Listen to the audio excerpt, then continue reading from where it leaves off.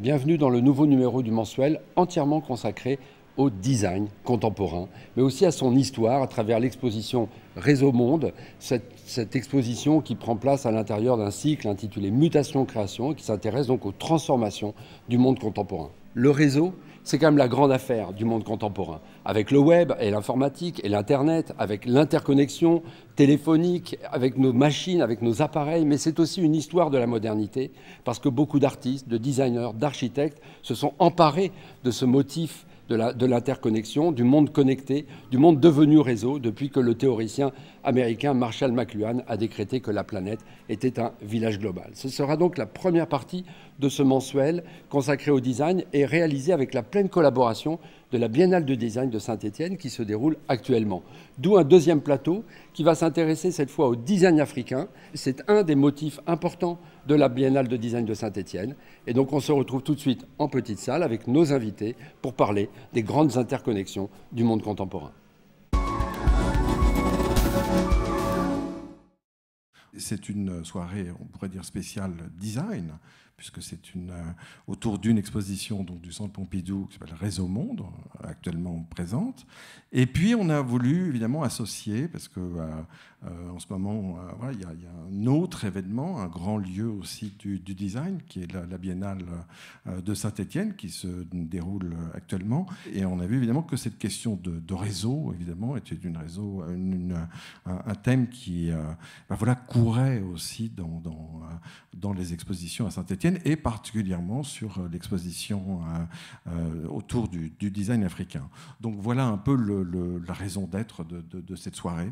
On peut dire évidemment aussi, Saint-Étienne est un haut lieu du design, puisqu'il existe cette cité du design qui fait un travail permanent, on pourrait dire, à Saint-Étienne, sur le réseau. Il y a l'école, évidemment, une des grandes écoles de design, et puis il y a aussi un musée, et qui est la deuxième collection de design en France, après celle du Centre Pompidou.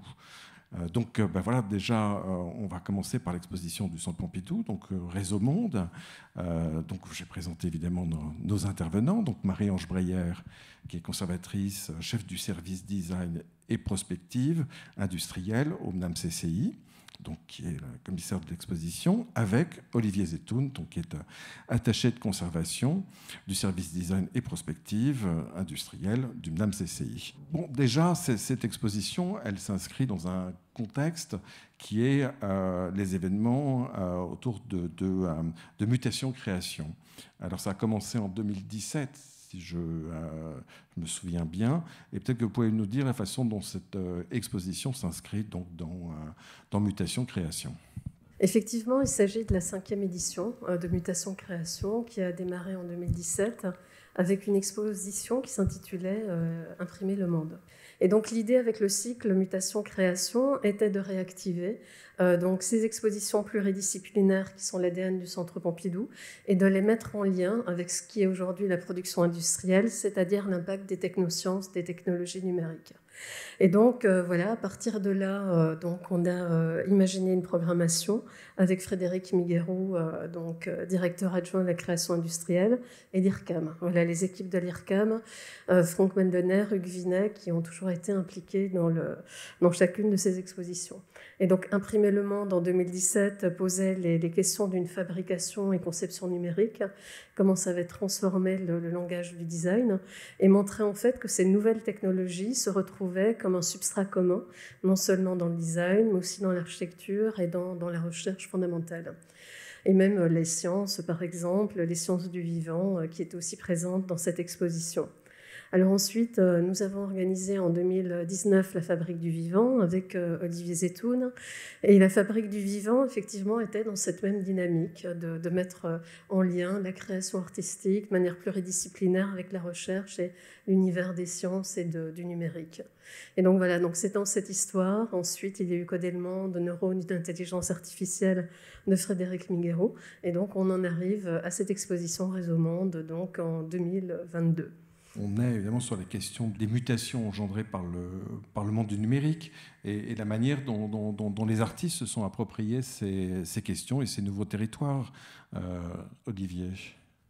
Oui, tout à fait. Comme on l'a dit, en fait, mutation-création a été pensé comme un observatoire critique et la question qui se pose de manière récurrente à travers chacune des éditions dont on a parlé, c'est vraiment de voir quand et comment la création va s'emparer des outils du numérique, venir comme une réflexion aussi sur ces changements sociétaux, sur ces changements importants que connaissent la société, et de voir comment justement ces mutations formelles se retrouvent dans différents champs de la création où se rassemblent l'art, le design, l'architecture, et où justement l'artiste, le designer et l'architecte vient dialoguer, vient rencontrer le scientifique, vient dialoguer, rencontrer le philosophe, comme on a pu l'évoquer.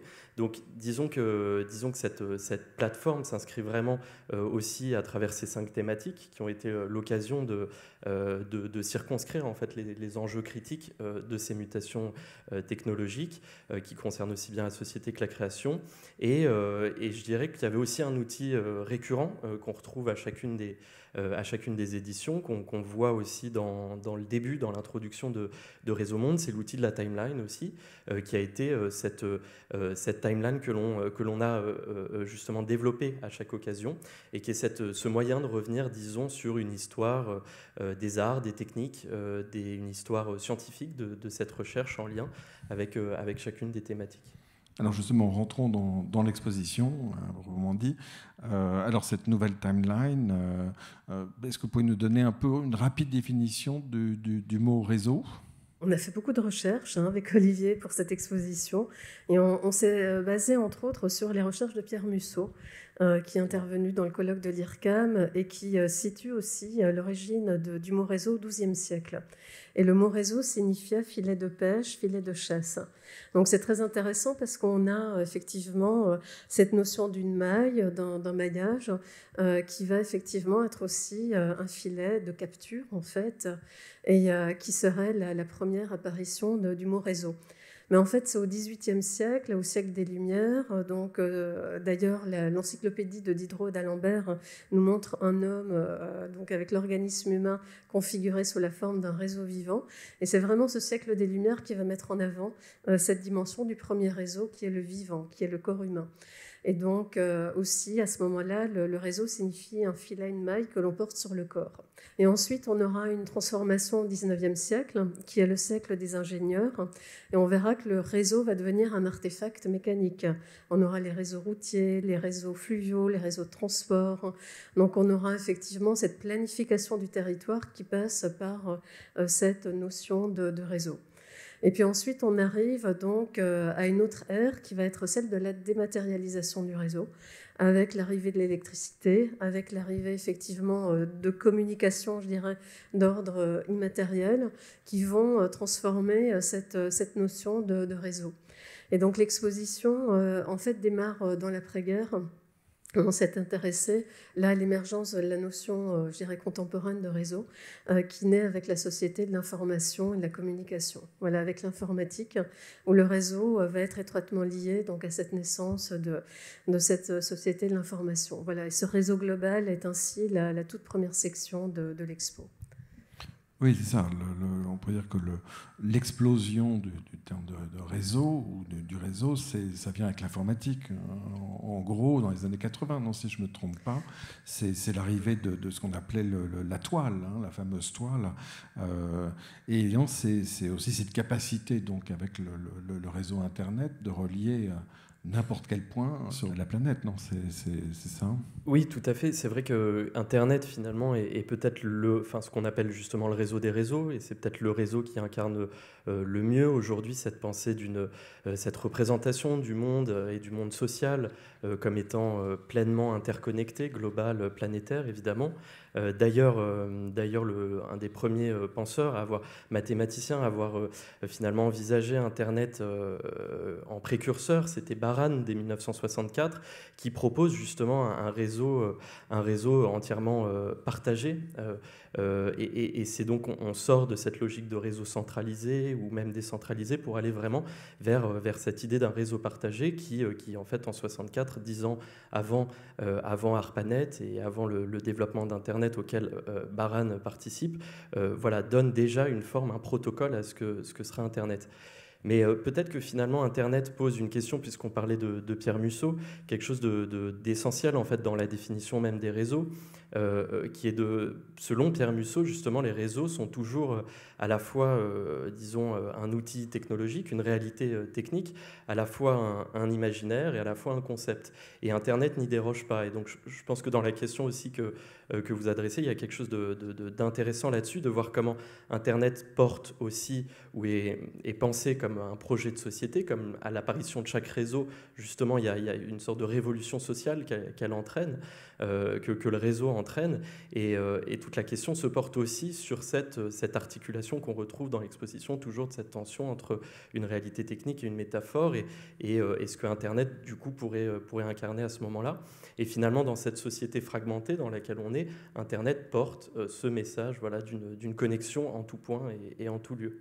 Oui, c'est ça. On a à la fois le nœud réel et le nœud d'Internet. Les rapprochements sont très, très éclairants. Alors justement, pour rentrer encore plus dans l'exposition et pour le rendre encore plus visible, est-ce que vous pouvez nous décrire un peu les 4 grandes parties ? Alors l'exposition commence avec une partie historique. Voilà, j'évoquais tout à l'heure l'après-guerre, la naissance de la cybernétique, des théories de l'information. Et c'est à ce moment-là, en fait, qu'on va parler de ce fameux village planétaire qu'est la Terre, où toute chose va être désormais connectée à une autre. Et pour représenter cette nouvelle économie planétaire, on a choisi le biais en fait des utopies architecturales. Parce que finalement, c'est par là que va se manifester, je dirais, déjà la dystopie du réseau. Donc le réseau, c'est quelque chose de très positif. Donc à cette époque, c'est quelque chose voilà, qui est lié à ces nouvelles théories de la communication. Mais les utopies architecturales vont déjà faire apparaître effectivement une face plus sombre des réseaux. Et donc voilà, donc on a montré dans l'exposition différents projets d'architecture, voilà, qui sont en France, en Angleterre, en Autriche, d'architectes visionnaires qui faisaient entre autres des mégastructures, qui étaient en fait des infrastructures de réseau. Donc il n'y avait plus de ville en tant que telle, mais ces mégastructures à l'infini qui fonctionnaient en réseau et qui étaient des plateformes pour habiter. D'ailleurs, le Centre Pompidou est issu de cette utopie du réseau porté par ces mégastructures, quand Piano et Rogers conçoit le projet du bâtiment. Donc voilà, donc ça a été le socle, du coup, l'entrée de l'exposition que l'on a choisie. Et puis après, c'est un peu chronologique, puisqu'on va aller jusqu'aux années 80, donc l'arrivée des outils télématiques, de l'art télématique, et voir là que l'outil informatique va devenir le médium artistique en tant que tel. Oui, tout à fait. C'est ce qui nous emmène du coup dans la seconde partie de l'exposition qui s'appelle donc la critique des réseaux, qui revient, disons, peut-être sur une dimension plus contemporaine du réseau, de son expérience contemporaine, à travers le travail de nombreux artistes qui vont élaborer, disons, ce cadrage critique de ce que pourrait être aujourd'hui le réseau dans sa dimension peut-être plus ubiquitaire, mercantile, marchande et invisible, qui va révéler justement des structures de pouvoir ou des structures invisibles. Et donc la plupart des œuvres qui sont présentées dans cette exposition vont travailler de différentes manières. Alors parfois ça va être justement par l'outil de la cartographie, de la révélation, de l'enquête qui va donner à voir ces réseaux peut-être invisibles, mais ça va être aussi par d'autres formes d'abstraction, voire même parfois par des formes de narration, que justement les artistes s'emparent de cette critique contemporaine du réseau et de sa compréhension finalement dans ses modes de fonctionnement, dans ce qu'on va pouvoir peut-être développer à travers certaines œuvres focus. Et justement, l'exposition transite ensuite vers la troisième partie de l'exposition qu'on a intitulée donc le réseau du vivant, qui peut être élargi, cette dimension du réseau, de l'interrelation qui lie aujourd'hui les espèces entre elles, qui va poser cette question d'une interdépendance entre les espèces, d'une continuité des formes du vivant, et qui permet justement de penser le vivant dans un réseau qui serait justement non plus centralisé, mais partagé. Donc on va avoir un certain nombre d'œuvres ici qui vont travailler sur le principe de l'interface, qui va lier aussi bien l'humain au non-humain, mais par le biais justement des machines, parfois de l'ordinateur ou du technologique, avec cette idée aussi toujours de révéler un vivant et des réseaux du vivant qui auraient pu être inaperçus et de s'y rendre justement sensible par la métaphore ou par la réalité du réseau. Et puis donc la dernière section s'appelle nœud et réticulation, puisque finalement le nœud c'est la limite du réseau, c'est sa matérialisation aussi quelque part. Et donc pour cette dernière section, en fait, on voulait revenir à la dimension étymologique du réseau, qui est le filet, la maille. Et donc Michel Serres a été un des philosophes qui a le plus écrit sur le réseau et qui rapportait justement cette notion de réseau au tissage, à l'entrelacement de fils. Voilà, donc il y a cette matérialité textile du réseau et du nœud, de l'entrelac dont on a voulu rendre compte, donc sous la forme un peu, on va dire, d'un cabinet de curiosité qui va donc montrer différentes expérimentations dans cette matérialisation du réseau, voilà, à travers cette idée du nœud, de la réticulation, et c'est comme ça que cette dernière section en fait se conclut. Et là aussi avec un dialogue entre architecture, design et art. Si je me souviens bien, dans chacune des expositions de mutation-création, il y avait une présence assez forte de la critique, du regard critique. Et je pense qu'effectivement, c'est assez important quand on parle de nouvelles technologies. Et je pensais évidemment à quelqu'un qui a disparu récemment, le philosophe Bernard Stiegler, qui avait l'habitude d'employer ce terme emprunté à Platon, qui était le pharmacone, pour parler des nouvelles technologies, et qui est à la fois donc, le poison et le remède. Et j'ai l'impression qu'évidemment, c'est un signe important que de dire que ces technologies, on peut les utiliser d'une bonne et d'une mauvaise façon, et qu'il faut être vigilant, peut-être avoir un commentaire sur ça. Oui, tout à fait. C'est vrai qu'on a voulu aussi, quand on a construit cette exposition avec Olivier, que chaque section ait une œuvre un peu phare et qui, comme ça, soit pas dans cette position nécessairement de critique, mais presque de synthèse, en fait, de la complexité du réseau.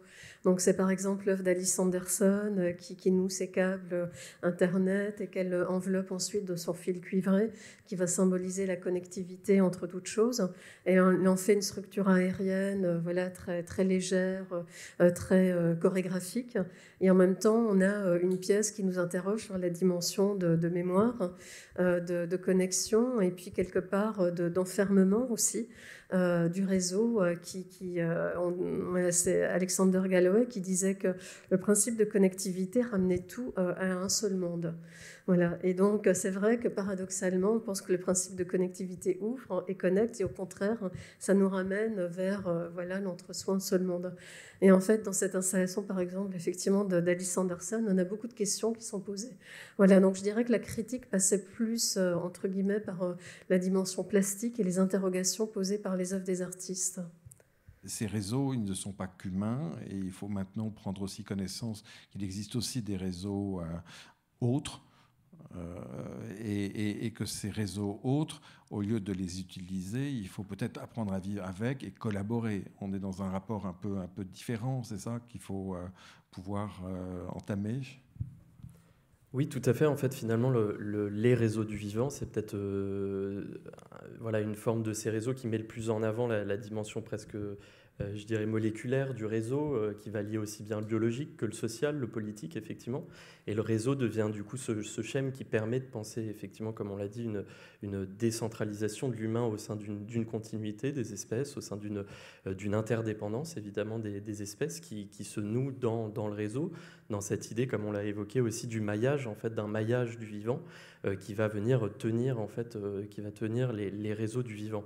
Et je dirais que sur cette définition de ce que pourraient être les réseaux du vivant, ce qu'on observe dans les œuvres qui sont présentées, c'est qu'on est sur cette notion d'interface, on est sur cette notion justement d'une continuité en fait entre différentes sphères.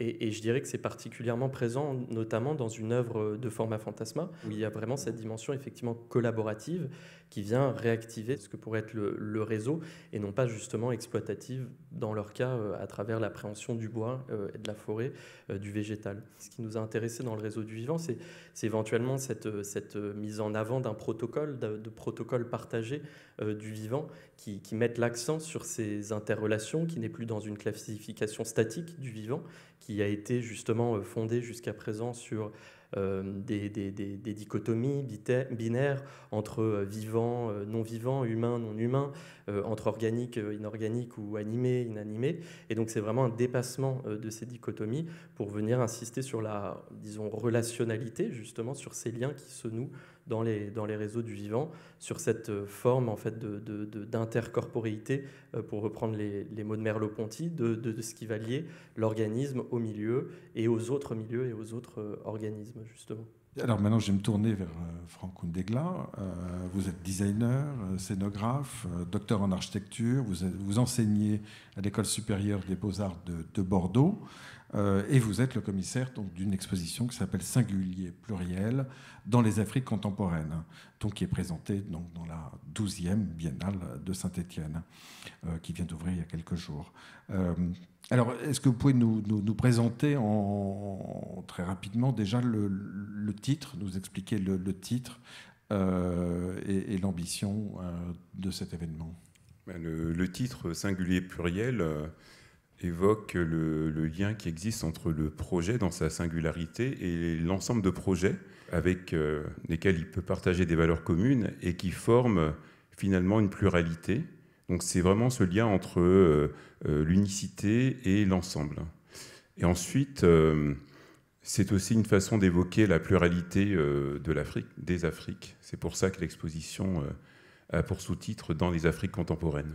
Quel est le lien entre votre exposition et ce thème de la bifurcation?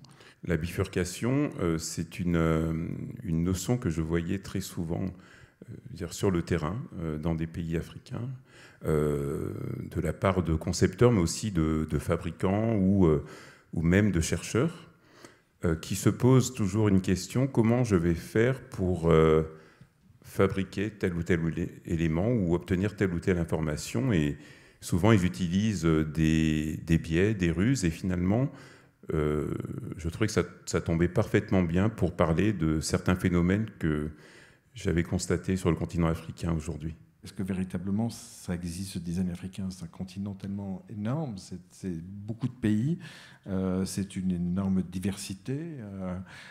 Est-ce que ce n'est pas une construction, je dirais, des gens de l'extérieur que de penser qu'il existe un design africain? Et d'ailleurs, vous commencez votre exposition par une plaisanterie, qui est un article de Gorafi, qui est un article de 2014, et qui annonce que Stark redessine les frontières de l'Afrique. Est-ce que c'est aussi nous donner, nous, ce regard sur... voilà, vous pensez que l'Afrique est un continent uni? C'est plus compliqué que ça? Le début de l'exposition présente un certain nombre de cartes. On a une carte muette qui montre... finalement le territoire africain tel qu'on l'imagine. Et la première interrogation, c'est de savoir si l'Afrique est une question graphique. Finalement, est-ce que le concept d'Afrique est lié au fait que visuellement, elle est une forme iconique? Et la question graphique se situe aussi au niveau des frontières, quand on voit comment elles ont été dessinées à la règle. Et cet article du Gorafi m'a beaucoup intéressé parce qu'il pointe une question sensible avec humour, comme souvent... dans le Gorafi, les questions sont toujours très pertinentes. Et le fait d'accoler la question des frontières des États africains avec Philippe Stark, je trouvais que c'était une magnifique collusion. Et en étant dans une biennale de design, je trouvais que ça résonnait magnifiquement bien. Ensuite, dans cette partie, dans l'entrée de l'exposition, je présente différentes cartes géopolitiques, par exemple, qui analysent... les territoires africains du point de vue de leurs mouvements sociopolitiques ou économiques ou géopolitiques, plutôt qu'en fonction de leurs frontières, on va dire, étatiques ou de leur réseau linguistique. Et d'une façon générale, dans l'exposition, j'ai cherché à présenter des démarches, on va dire, un peu alternatives, finalement, parce qu'elle cherche d'autres façons de concevoir, de produire et d'habiter. Donc on a aussi bien des personnes qui travaillent dans le domaine de l'agronomie, de la foresterie, de la santé, des mobilités, de la construction, de la recherche aussi. Et on se rend compte que finalement ils mettent en place des tactiques ou parfois des stratégies de transformation plus globale des territoires et des sociétés, toujours en utilisant des outils assez ordinaires, mais d'une façon extrêmement précise. Et dans le cadre d'une biennale de design, il me semblait intéressant de présenter des objets, des espaces, mais aussi des formes de médiation, notamment de médiation visuelle et graphique, qui permettent de compléter l'idée que l'on se fait de l'accolement du mot design et Afrique, puisque forcément il y a des images qui sortent. Ce n'était pas forcément une volonté de m'inscrire en faux, mais au contraire, c'était une occasion de montrer une pluralité de façons de faire du design, que l'on soit designer ou non.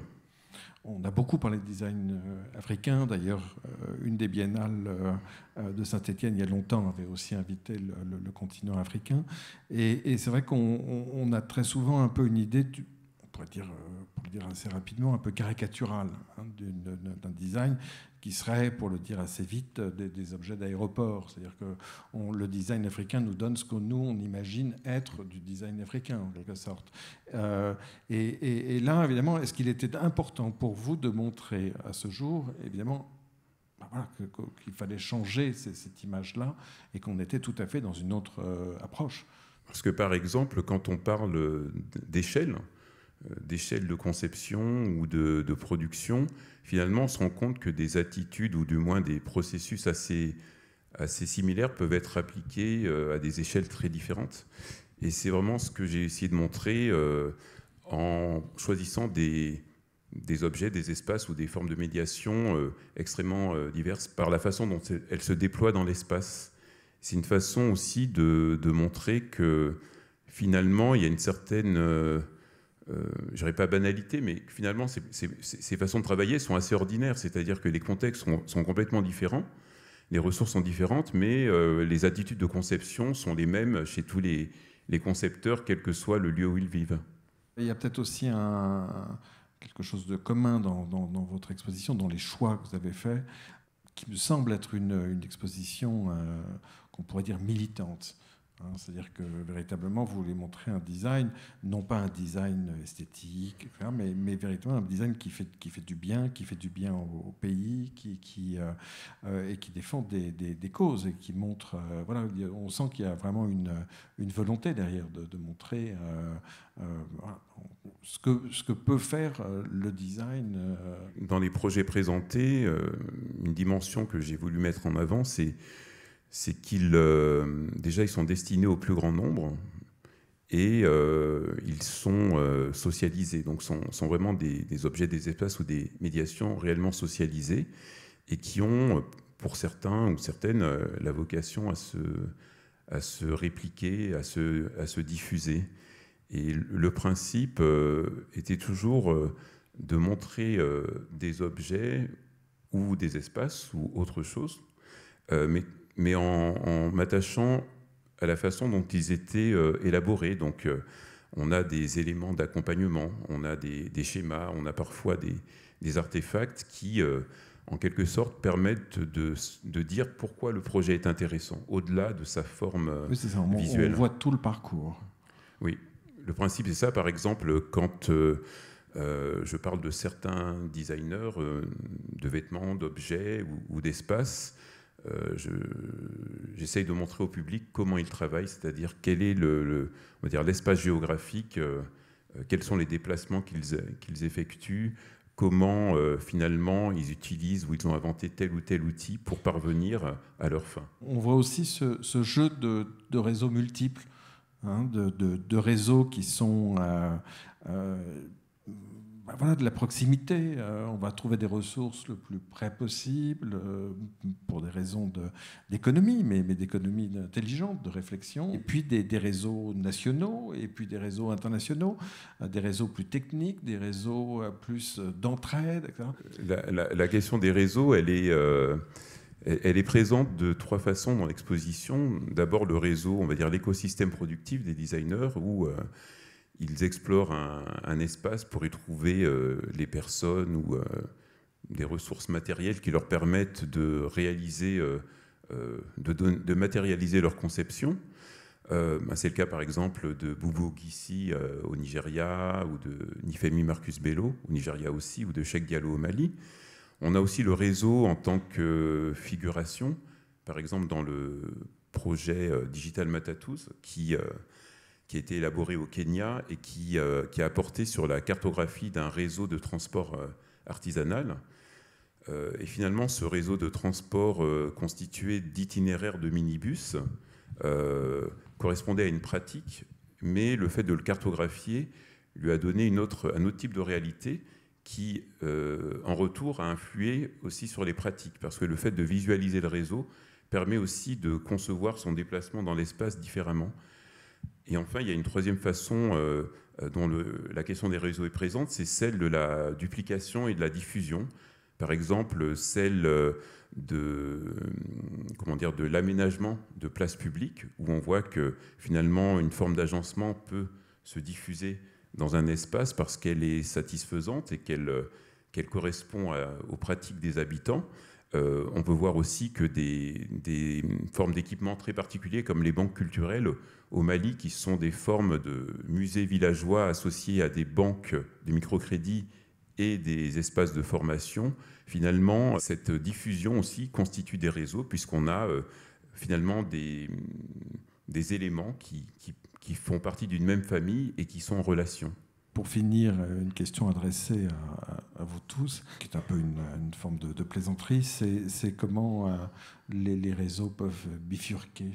Est-ce qu'un réseau peut bifurquer? Parce que voilà, peut-être que les chemins trop directs ont suffisamment abîmé la planète. C'est vrai qu'on a besoin d'une réflexion un peu plus grande avant de se lancer dans une production. Peut-être qu'il faut changer aussi nos mentalités. Alors le réseau, lui, évidemment, il va d'un point à un autre, mais qu'importe d'ailleurs s'il prend un chemin tout à fait détourné ou de toute façon, il arrivera toujours à l'autre point. Oui, c'est vrai qu'il n'y a pas de directionnalité en tant que telle. Donc, la notion de la métaphore de labyrinthe, de perte dans un espace-temps où on n'a plus de repères, est assez propre au réseau. Donc voilà, quelque part, cette bifurcation est ainsi une sorte de mutation permanente, puisqu'on dit souvent que le réseau est quelque chose qui est en train de muter tout le temps, de se transformer, voilà, de devenir autre chose. Et quelque part, voilà, il y a de cette évolutivité permanente du réseau. Oui, sur cette bifurcation, c'est vrai que dans l'exposition, par exemple, on présente une pièce de Jody, un duo qui a été très important dans le net art. Et je dirais que le net art a fondé aussi cette question de la bifurcation dans le réseau, en prenant le web comme un matériau complètement justement à contre-pied de ce que ça pouvait être pour faire émerger une critique. Et Jody.org, l'œuvre, le site web qu'avait fait Jody en 1995, c'est totalement ce labyrinthe du réseau qui est l'interface web, qui n'est plus que du code incompréhensible.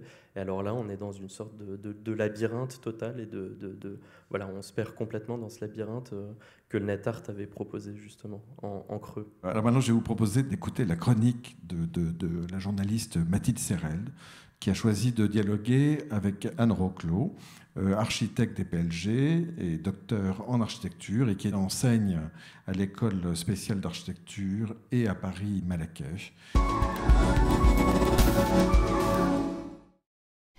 Anne Roqueflot, bonjour. Bonjour. Et bienvenue dans ce réseau. On a eu envie de vous avoir avec nous pour ce mensuel parce que vous êtes architecte et docteur en architecture. Et il se trouve que la thèse que vous avez soutenue en 2012 s'intéresse au rapport entre architecture, notamment autour de la notion d'habiter. Vous avez travaillé à un moment une piste précise qui nous intéresse, qui est cette idée de la cartographie chez les artistes contemporains. Donc, quelle est la potentialité de la carte comme expression, comme représentation adéquate du monde contemporain? La carte, elle permet d'offrir en fait à la fois une relation entre l'échelle intime et l'échelle territoriale chez les artistes qui s'en emparent autour des années 90. En fait, la question de l'habiter, ça m'a amené à m'intéresser autant à la dimension effectivement spatiale, architecturale, mais aussi à la dimension territoriale. En fait, comment habiter le monde. Et comme le dit Georges Perec, voilà, on habite la rue de Linné, on habite l'immeuble, on habite la ville, on habite la terre. Et la carte, en fait, est apparue apparemment pour les artistes comme étant un moyen de représentation assez privilégié pour raconter ces relations de différentes dimensions et notamment aussi les relations en elles-mêmes, c'est-à-dire les échanges quels qu'ils soient, qui concernent à la fois les échanges d'informations, des échanges concrets de flux, des déplacements, etc. Alors qu'est-ce que la carte d'artiste justement va apporter par rapport à la carte donc homologuée justement à partir des années 90 à peu près, tournant des années 80-90, que la carte scientifique ne peut pas porter?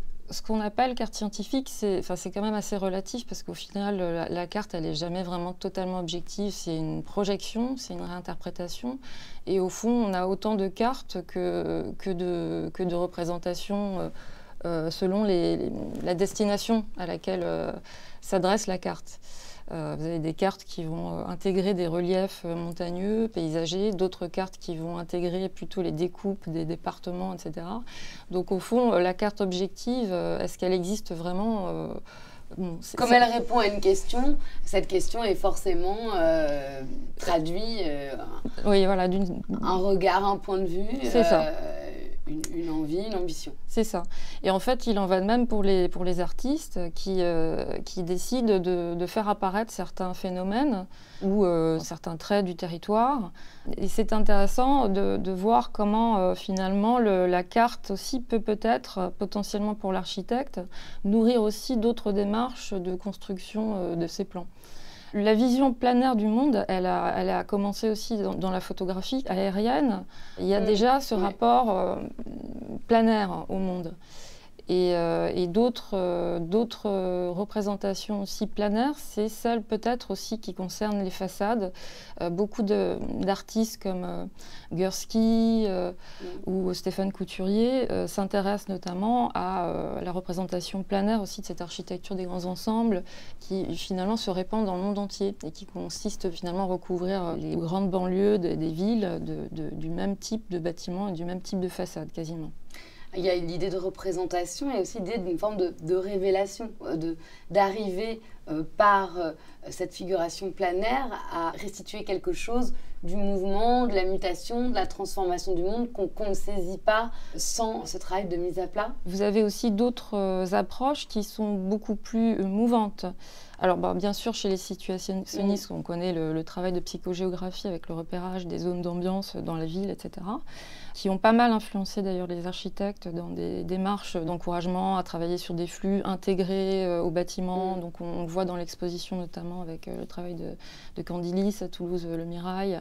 C'est-à-dire qu'on a plusieurs choses en fait. On a à la fois effectivement peut-être une recherche de lecture du monde qui fabrique du travail complémentaire au travail peut-être plus objectif de la carte en y associant des flèches, des symboles, des couleurs qui font émerger certains phénomènes et certaines localisations de paramètres marquants du territoire.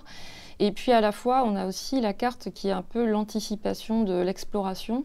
Donc ça, c'est le cas évidemment donc, chez les situationnistes et puis récemment chez le groupe Stoker qui a aussi beaucoup fabriqué des cartes, notamment pour accompagner... Des artistes italiens en référence au film de Tarkovsky qui vont montrer donc, ce groupe Stoker. Ouais, le Stoker étant le guide qui amène dans des zones un petit peu inconnues du territoire. Et effectivement, leurs cartes sont... finalement constitue une sorte de repérage de zones où on est susceptible de pouvoir marcher sans jamais toucher l'asphalte, par exemple. Donc c'est cette espèce de géographie un peu off, une manière de vivre la ville et les territoires un peu différemment. C'est quoi l'enjeu de traduction du vécu que porte la carte? Je pense que la question du vécu à travers la carte, elle passe peut-être par des phénomènes sociaux. C'est un peu ce que dénonce Zygmunt Bauman dans Le coût humain de la globalisation, où il met en valeur effectivement que la versatilité des décisions politiques, économiques sur, par exemple, certaines usines qui vont fermer à distance, des décisions prises par des comités, des conseils d'administration éloignés de l'autre côté de la planète. Et puis voilà, des gens qui vont subir localement très fortement ces décisions. Le vécu, il est, je pense, beaucoup abordé chez les artistes d'un point de vue très très social.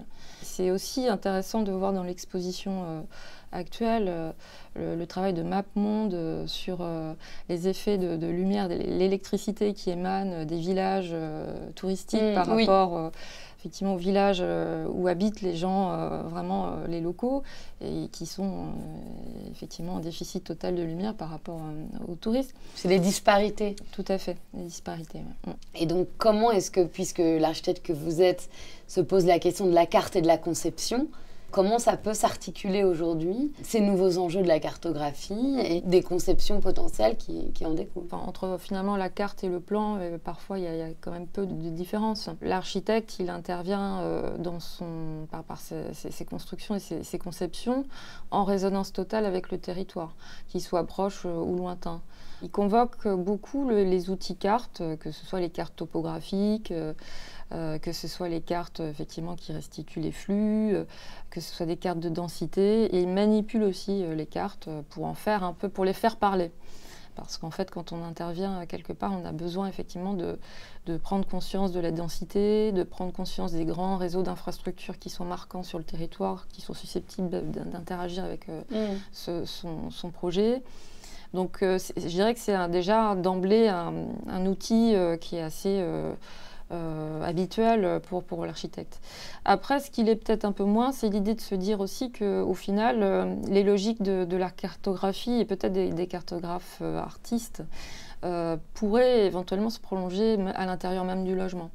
Et donc là, moi, c'est vrai que je me suis intéressée à la question de l'habiter, dans une logique peut-être un peu topologique, où finalement on peut peut-être habiter, poser ses meubles chez soi, comme on pose des meubles dans son jardin ou dans un territoire pour pique-niquer, je ne sais pas. C'est donc un peu cette idée-là aussi qui traverse peut-être certains architectes, peut-être pas tous non plus, mais l'idée que on habite finalement chez soi un peu comme on habiterait la terre entière, et qu'au final, les murs ne constituent plus vraiment une limite. Le fait est que les réseaux vont traverser totalement les bâtiments et que chez soi, on reçoit les mêmes informations qu'à l'extérieur, en fait. Oui, au fond, finalement, le modèle dont vous parlez, c'est un modèle qui est assez inspiré de la nature. Finalement, c'est le principe de la canopée, quoi. Il y a une verticalité très forte dans l'ancrage, et puis il y a un réseau de circulation d'informations aérien et horizontal. Voilà, enfin, tout ce que Francis Allais, qui est un grand botaniste, a pu travailler pour justement revenir avec d'autres hypothèses, d'autres solutions, d'autres façons d'entreprendre le monde. Donc finalement, cette architecture, elle évoluerait dans ce style-là, ce style canopé. Oui, et Toyo Ito, justement, en parle. Toyo Ito a écrit un article qui s'appelle « Tarzan dans la forêt des médias ».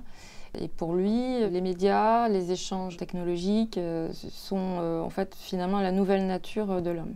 Quand on regarde son travail, c'est vrai qu'il y a peut-être une piste assez intéressante aussi sur cette relation entre l'inscription dans un monde un peu réticulé et virtuel et une réalité finalement de l'architecture qui est aussi de protéger les hommes. Voilà.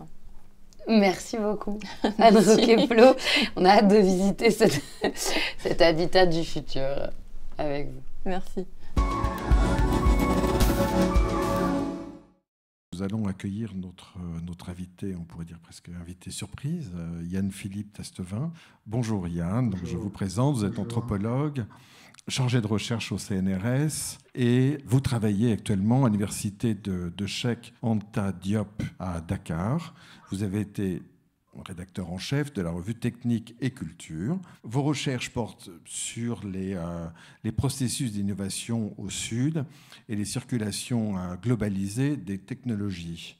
est-ce qu'il y a deux mondes des technologies? Est-ce que, pour le dire très rapidement, il y aurait le monde du Nord et le monde du Sud, et qu'évidemment, on aurait une vision du Nord avec l'exposition du Centre Pompidou et une vision du Sud avec l'exposition de Saint-Étienne? Tout mon travail, finalement, d'anthropologue des techniques, c'est ce que je suis, consiste justement à faire voler en éclats, en tout cas, c'est ce que j'espère, ces dualismes nord, sud, artisanal, industriel, low-tech, high-tech. Je vais vous prendre un exemple très concret et puis après on pourra cheminer dans l'exposition à Saint-Étienne. Vous voulez parler du lave-main? Oui, pour parler plus précisément du lave-main, mais un de mes objets fétiches, fétiche dans le sens où je suis un vrai fétichiste du 3 roues, c'est l'autorickshaw indien. Vous prenez l'autorickshaw indien, en fait, qui est en fait un dérivé de la Vespa italienne, qui est né dans l'Italie d'après-guerre, un pays qui était moins motorisé que l'Allemagne ou la France, et qui invente tout un tas de petits véhicules légers, des véhicules utilitaires à ce moment-là, qui ont complètement disparu en Italie, en Europe, mais qu'on trouve un second souffle. Qu'on trouvait un second souffle en Inde et dans toutes les grandes métropoles d'Asie du Sud-Est. Et donc, ça devient difficile d'opposer ici et là-bas parce que justement, tout circule. Et en circulant, ça se réinvente. Aujourd'hui, ce rickshaw à moteur, donc toutes ces technologies dérivées de la bicyclette reviennent chez nous via l'Afrique. Donc, voilà, ce rickshaw, donc la réinvention indienne de l'appareil italien, débarque en Égypte au tournant des années 2000 et va commencer par aller dans tous les pays d'Afrique. Et aujourd'hui, on les redécouvre à Rotterdam, Lyon, Manhattan, dans toutes sortes d'endroits.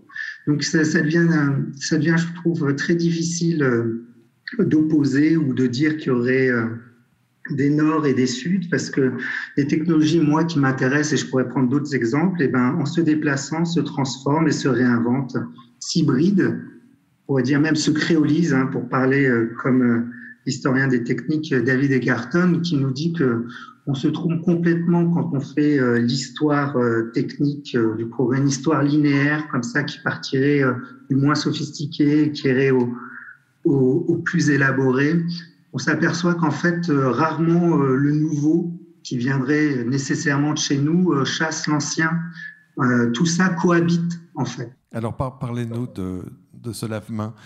Le lave-main qui apparaît aussi dans ton exposition, Franck, et dans une version qui n'est pas celle que vous avez fabriquée à Dakar. Je rappelle le contexte. Vous êtes à Dakar en pleine pandémie et de chercheur, vous passez à quelqu'un qui va réaliser quelque chose dans l'urgence et avec l'aide d'un designer qui est Bassirou Wade. Est-ce que vous pouvez nous raconter un peu cette histoire ?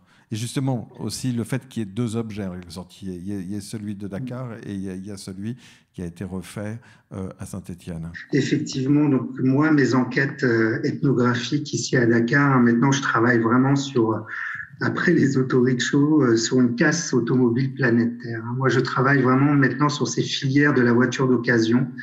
Et dans ce parcours que je fais, dans cette enquête, j'accompagne des ferrailleurs, j'accompagne des mécaniciens, j'accompagne des soudeurs métalliques et des designers.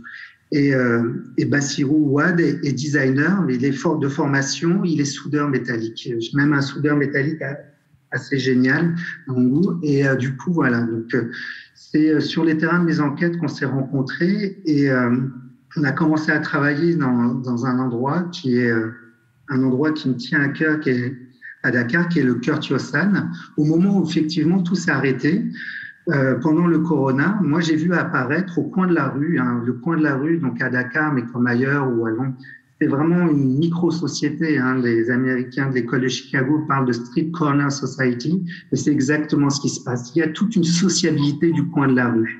Et pendant le corona, moi je vois émerger tout un tas de dispositifs qui permettent en fait de se laver les mains.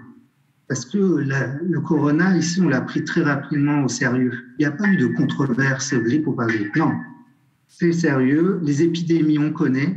Et avant tout, une épidémie, c'est une affaire de moyens humains et d'objets et de choses. Hein. Et du coup, on voit cette question du lavage des mains qui arrive et tout un tas de petits dispositifs. Alors, un bidon sur lequel on va mettre un robinet, des petits réservoirs qui apparaissent, qu'on attache et tout.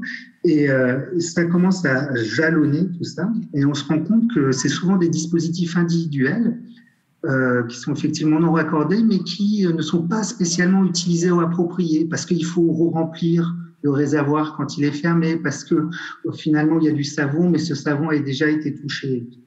Et puis tout s'arrête pour moi, mes enquêtes, impossible à continuer, tout s'arrête pour Bass, qui peut pas non plus travailler et tout. Et du coup on se retrouve dans la cour de Curtiossan, et vient cette idée de dire mais voilà, pourquoi nous on ferait pas un dispositif un peu plus ambitieux qui serait une espèce de micro-château d'eau qui permettrait collectivement de se laver des mains de manière très économe au coin de la rue. Et c'est comme ça, en fait, donc vraiment avec Bass, que j'ai accompagné dans cette histoire, on a revisité en fait quelque chose qui existait déjà. Et vous allez voir à quel point qui s'appelle le Canacla. Le Canacla, c'est quoi? C'est un dispositif qui a été mis en place pour lutter contre la diffusion des maladies des mains sales. Et on est parti de, comme le disait très bien tout à l'heure Franck, de ce qu'il y avait déjà là, de ce qu'on avait sous la main. Il n'y a pas de projet, il y a un projet, mais il n'y a pas de plan. Il y a un stock qui est là. Et avec ce stock, on va essayer de faire ce micro-château d'eau, de revisiter le Canacla et lui donner une échelle complètement différente. Et c'est comme ça qu'est parti le projet.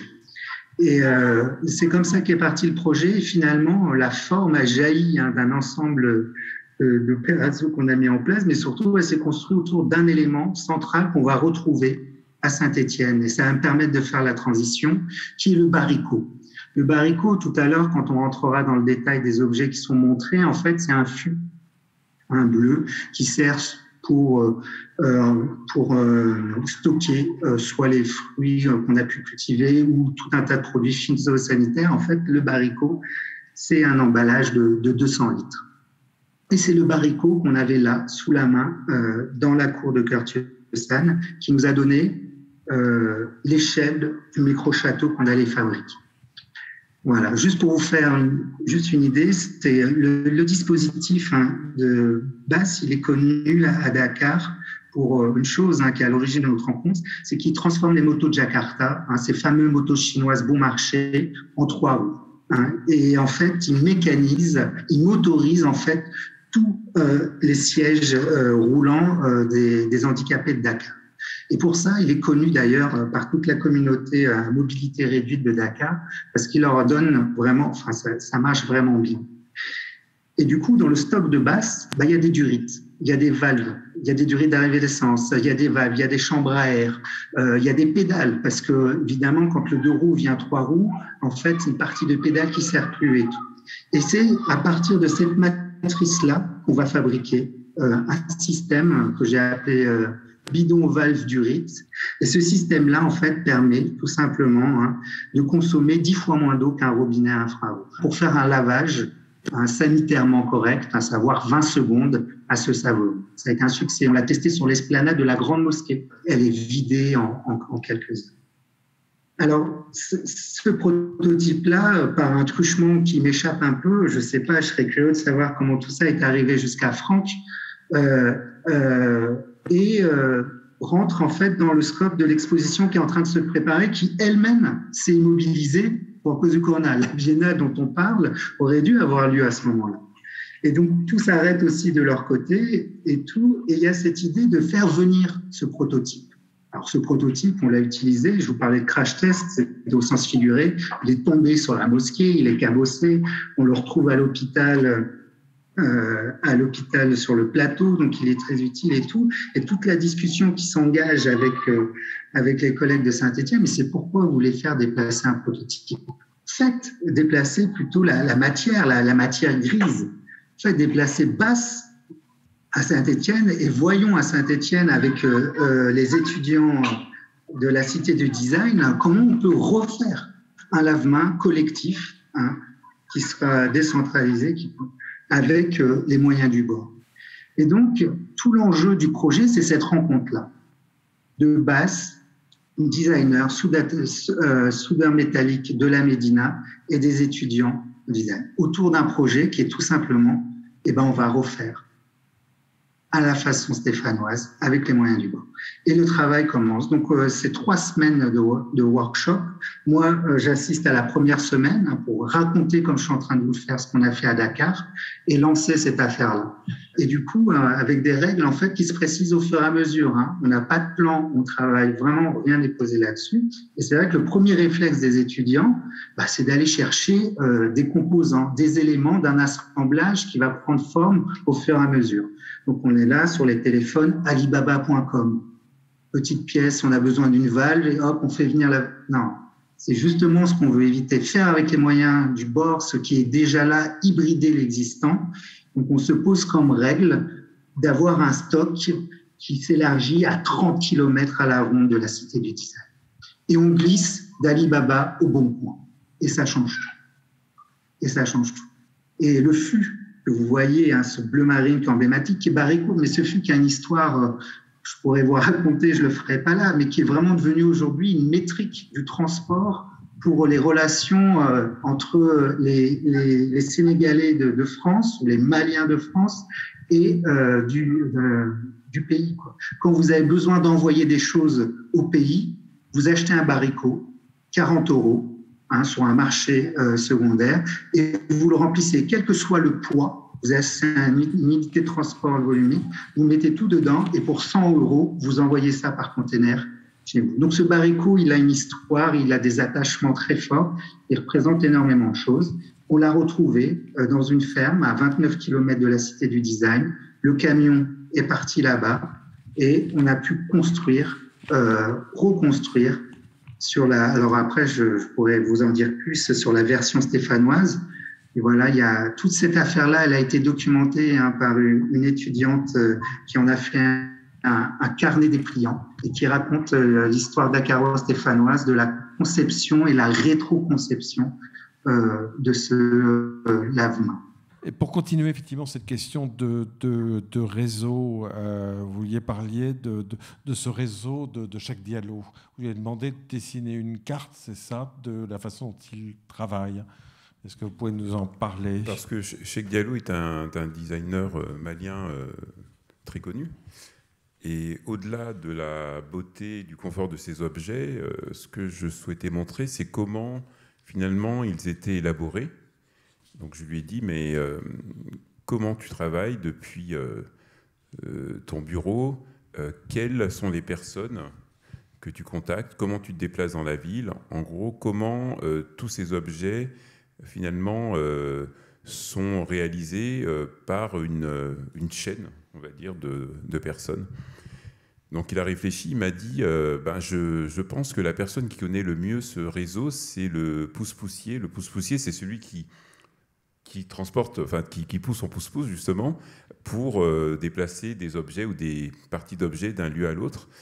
Et il m'a dit que cette personne-là était la personne qui connaissait finalement le mieux le réseau. Et après il a réagi, il a réfléchi, il m'a dit je vais pousser un peu ça et puis on se recontacte. Et puis je l'ai recontacté, je lui ai dit le mieux c'est que tu me dessines ce réseau. Donc il m'a dessiné un réseau et avec Laura Kidal, la graphiste avec laquelle j'ai travaillé sur l'exposition, on l'a remis en forme graphique. Et pour nous, c'était important parce que montrer aussi bien l'objet que finalement certaines conditions de son apparition faisaient sens, parce que c'est une façon de dire comment le designer travaille au quotidien. En l'absence d'une usine ou d'une unité de fabrication, finalement, il mobilise différentes personnes dans différents endroits, mais dans un périmètre relativement réduit. Et cette mobilisation souple, puisque parfois les personnes peuvent changer si elles ne sont pas disponibles ou si elles n'exercent plus. Donc finalement, ce réseau extrêmement souple, donc bifurquant parfois, permet d'assurer une production qui est régulière, avec des objets qui sont relativement similaires, mais avec une réelle souplesse dans les relations entre les personnes et leur métier. Très bien. C'est peut-être un saut un peu étrange, mais bon, je pense à des réseaux, des cartes, et des cartes de vivants. Est-ce que le Blub, lui, il prend des parcours différents? Peut-être que vous pouvez nous parler de ce projet d'Ecologic Studio. Le projet d'Ecologic Studio, ça allie justement l'intelligence du vivant avec l'intelligence artificielle. Donc ce sont en fait des architectes, chercheurs italiens qui travaillent à Londres et qui ont fait plusieurs expérimentations, on va dire urbaines, avec ce qu'on appelle le blob, le Physarum polycéphalum de son nom scientifique, qui en fait est une mousse, un organisme unicellulaire, mais qui est capable de transmettre des informations, qui est capable d'une forme d'intelligence primitive. Et en fait, aujourd'hui, ce blob, cette mousse est utilisée par exemple pour trouver des sources dans des zones désertiques. Donc il va s'arrêter à un endroit où il y a des ressources naturelles en eau. Et donc ces architectes ont réfléchi à l'idée de nouveaux protocoles urbains. Donc au lieu de penser la ville toujours avec le quadrillage moderne qui ne tient absolument pas compte du territoire existant, utiliser justement cette intelligence biologique pour cartographier un territoire. Et le blob va effectivement se développer, le Physarum, là où il y a des ressources naturelles, de l'eau ou des ressources végétales. Et donc ils ont fait plusieurs expérimentations sur des cartes avec des coordonnées d'un plan de Paris. Et c'est assez saisissant de voir qu'il se développe dans les endroits où il y a le plus de ressources. Donc ça, c'est effectivement à ce stade évidemment spéculatif, mais ça nous amène à réfléchir sur d'autres modalités de penser la ville, vraiment là comme un organisme vivant. Et donc ils ont fait des recherches avec une intelligence artificielle qui s'inspirait justement du développement et de la mobilité de ce blob sur des cartes. Ils ont fait le test au Japon pour vérifier évidemment le réseau urbain de Tokyo, non? C'est ça, hein, l'idée? C'était le réseau du métro. Du métro, ouais. Donc c'est un chercheur japonais qui a participé grandement à faire connaître le Physarum dans la recherche scientifique. C'était tout simplement la carte de Tokyo, dont les nœuds de la ville avaient été représentés. Enfin, tout simplement, c'était des flocons d'avoine, puisque le Physarum se nourrit de flocons d'avoine, qui a été posé aux différents nœuds de la ville. Et ce chercheur a observé le développement du Physarum qui a lié ces différents nœuds, ces différents points. Et on a vu donc une superposition de la carte du Physarum, de cette carte, disons, naturelle, avec la carte du métro de Tokyo. Et ça m'a fait penser aussi à une autre chose qu'on retrouve dans l'exposition de Saint-Étienne, c'est le parcours des bus privés du Kenya, des Matatu, c'est ça. Et en fait, voilà, il y a des chercheurs ou je ne sais pas, en tout cas c'est des designers, qui ont décidé d'en faire une carte. Et une carte qui ressemble du coup à la carte du métro parisien, c'est-à-dire quelque chose d'extrêmement logique. On se rend compte que derrière quelque chose qui semble désorganisé, il y a une vraie logique. Justement, les Matatus, donc ces minibus privés qui constituent un réseau de transport artisanal, finalement répondent à des besoins de déplacement. Et ces besoins de déplacement sont étroitement liés à la structure de la ville de Nairobi, et notamment ses extensions récentes. En même temps, l'offre, on va dire, de transport correspond aussi à des besoins financiers, économiques des conducteurs. Donc il y a une forme de, comment dire, on va dire que ce réseau est lié à la fois à une demande et à deux demandes qui se rencontrent finalement et qui finalement se spatialisent dans la ville. Et des chercheurs donc, de l'université de Nairobi et du MIT ont analysé le système de transport qui est très efficace et économique et se sont dit finalement les Matatus, en tout cas, suivent tous des lignes bien particulières. Finalement, l'habitant de Nairobi qui les utilise sait exactement comment il va pouvoir se déplacer en combinant tel et tel Matatu.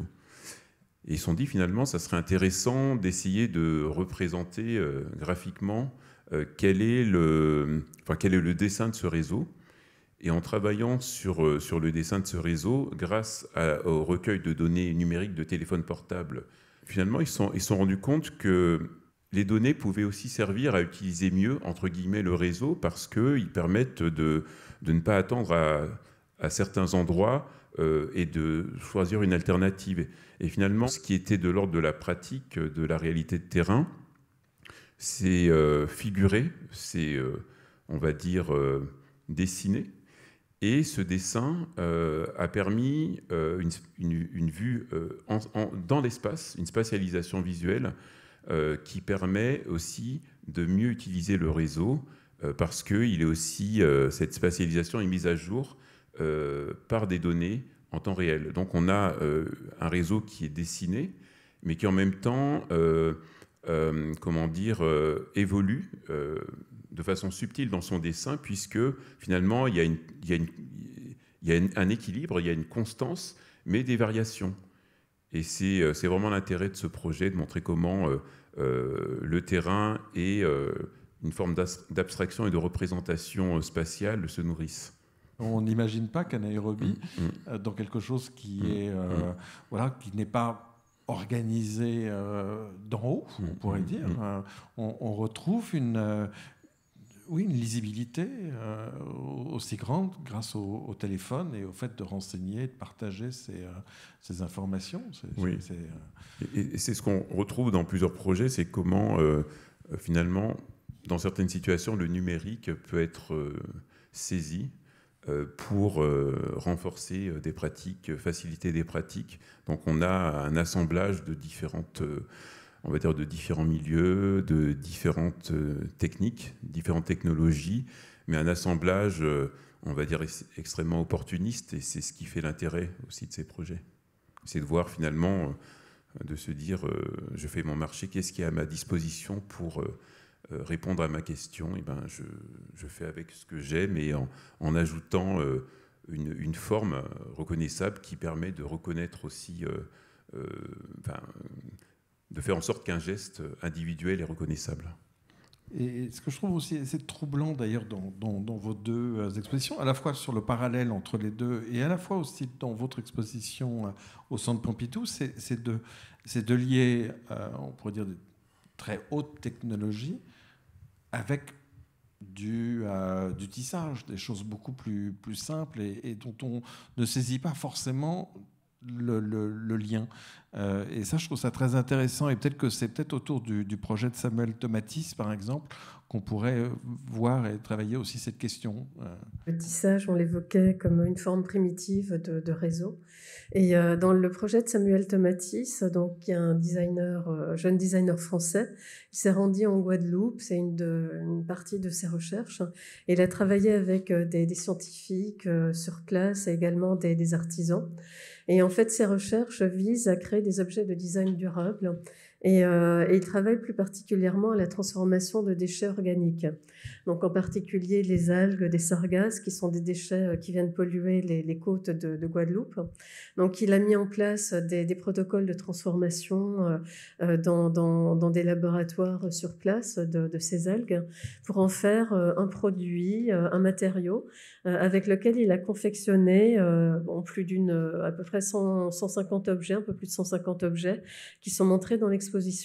Et en fait, ce sont des objets de vannerie qui s'appuient sur des savoir-faire traditionnels qu'il a confectionnés avec des artisans de Guadeloupe. Et ce qui est intéressant, c'est qu'on voit qu'il y a ici une forme de fonctionnement en réseau à tous les niveaux. D'ailleurs, d'une part, par son fonctionnement, je dirais, collectif, de travail, au niveau de la production, de ces protocoles de transformation de déchets polluants en matériaux durables. Et ensuite, donc, dans l'élaboration de tous ces objets de vannerie, alors qui forment comme un catalogue d'objets primitifs, on retrouve des savoir-faire traditionnels, ancestraux. Et c'est intéressant de voir que des techniques très simples de nœuds, de tressage, de tissage, aboutissent à des objets qui sont des objets fonctionnels, Tout à l'heure, un intervenant évoquait le fait qu'il n'y ait pas de linéarité ni de progrès technique. Et on peut penser, par exemple, à André Leroi-Gourhan, qui étudiait une période plus lointaine, qui est celle de la préhistoire.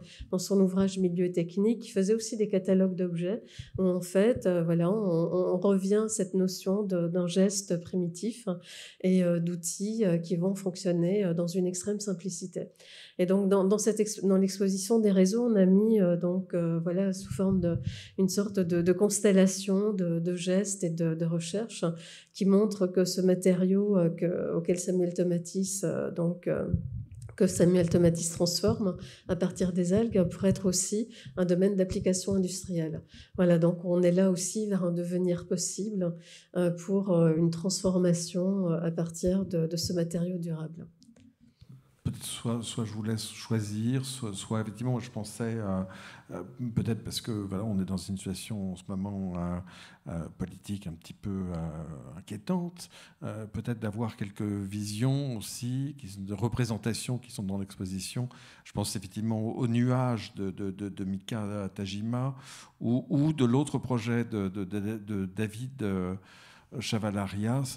Voilà, peut-être que ça pourrait être une bonne façon de présenter ces deux projets, comment on peut sentir effectivement l'opinion, cartographier des pensées, des joies, mais peut-être aussi des choses beaucoup plus inquiétantes. Oui, tout à fait. En fait, c'est vrai que les deux projets qui sont cités présentent chacun à leur manière en fait, des modalités de représentation justement des réseaux sociaux, de ce qui constitue en fait les réseaux sociaux et leurs matériaux, qui sont peut-être des données comportementales, des données du langage. Donc on est sur deux approches très différentes. Mika Tajima, qui est artiste, travaille donc à une série d'œuvres dont nous en présentons une des itérations qui s'appelle donc Humans in Paris. Et donc on est face à cette installation qui présente un nuage de fumée dont on voit la couleur, la densité, la vitesse évoluer. Et en fait, cette installation est connectée en temps réel à Twitter à Paris. Et ce nuage de fumée que l'on voit est en fait une forme, une abstraction, une représentation en temps réel des émotions exprimées donc sur Twitter à Paris. Ce qui intéresse l'artiste ici, ça va être justement cette dimension, disons, presque prédictive que l'on retrouve dans ces technologies qui sont employées pour circonscrire les émotions collectives, pour les anticiper, pour analyser le langage des réseaux sociaux. C'est véritablement des profilages, en fait. Elle utilise des technologies prédictives, des technologies psychographiques qui permettent le profilage des utilisateurs par les données qu'ils transmettent, en fait, simplement en prenant la parole. Et donc justement ce nuage de fumée évoque à la fois cette évanescence, cette volonté de capter le comportement collectif, et à la fois évoque aussi d'une certaine manière des pratiques antiques divinatoires qui étaient celles de la captomancie, qui cherchaient à faire sens de la fumée, à chercher justement un futur dans le signe de la fumée. Et donc voilà, là on est vraiment sur cette référence aux technologies prédictives que l'on trouve dans le marketing ciblé, dans le ciblage politique, qui avait justement fait beaucoup parler de soi en 2014, au moment où, par exemple, Facebook avait divulgué, vendu des données à Cambridge Analytica, ce profilage massif qui avait été utilisé, qui avait ensuite permis à certains politiques d'accéder au pouvoir.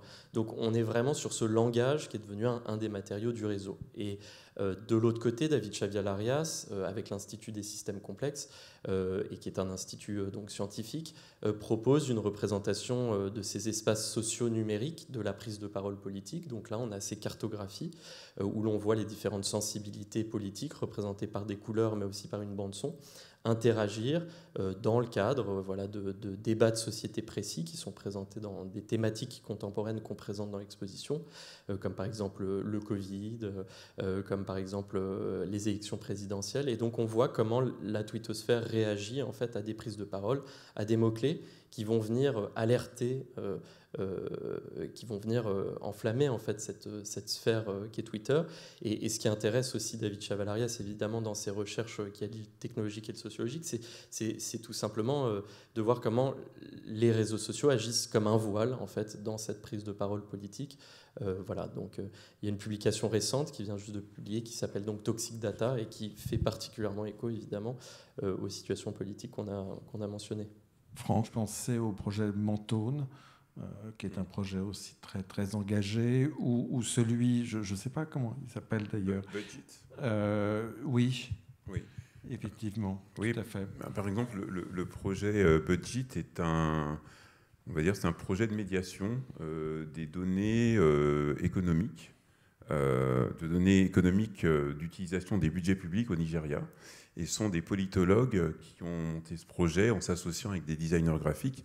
Donc c'est vraiment un projet de traduction de données complexes sous forme d'infographie, on va dire, sous forme de posters ou de petites vidéos.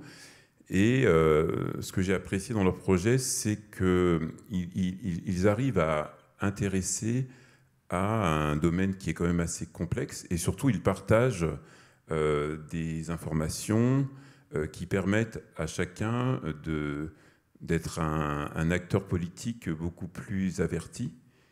Et finalement, c'est une façon, on va dire, en tant que politologue, de se dire comment je vais faire pour communiquer des choses complexes au plus grand nombre. Donc je m'associe avec des designers graphiques qui vont m'aider à mettre en forme ces données et les répandre, les communiquer plus facilement. On a par exemple une affiche qui représente le profil du président du Nigeria avec différentes tranches de couleurs qui montrent la ventilation de l'utilisation des budgets publics. On a aussi par exemple des très grandes infographies qui montrent l'évolution, l'influence des prix du pétrole sur un certain nombre d'activités. Donc ça permet aussi d'incarner des données qui sont parfois un peu abstraites. Et puis, on a également des formes graphiques intermédiaires entre le schéma et la représentation spatiale qui montrent, par exemple, combien de routes ont été goudronnées, combien de carrefours ont été construits. Donc, à chaque fois, on a une fabrication d'images qui est relativement, on va dire, aisée à lire, même si elle intègre une certaine complexité, parce qu'il y a aussi de la donnée chiffrée à l'intérieur. Donc, pour moi, c'est un exemple assez probant de la façon dont on peut, on va dire, transmettre des éléments qui permettent d'avoir une prise de conscience politique plus aiguë. Et puis le projet, et puis l'affiche de Chaz Mavian-Davis, qui lui est graphiste et qui a fait un nuancier de carnation. Finalement, c'est une façon d'associer son domaine de conception avec une problématique sociale, ethno-raciale notamment. Le fait que cette affiche soit relativement innocente, on va dire, avec cette main d'enfant, ça lui donne une grande force, parce que finalement, on peut la voir de façon assez distante en se disant que c'est un nuancier, mais quand on regarde, on se dit finalement, c'est comme si l'enfant avait déjà conscience qu'il devait s'identifier ou se classer quelque part. Et chez Chaz Mavian-Davis, il y a cet art d'économie, on va dire, du geste, mais toujours d'un propos extrêmement aigu. Merci Yann aussi de Dakar de nous avoir suivis, d'avoir été avec nous. À bientôt. Merci.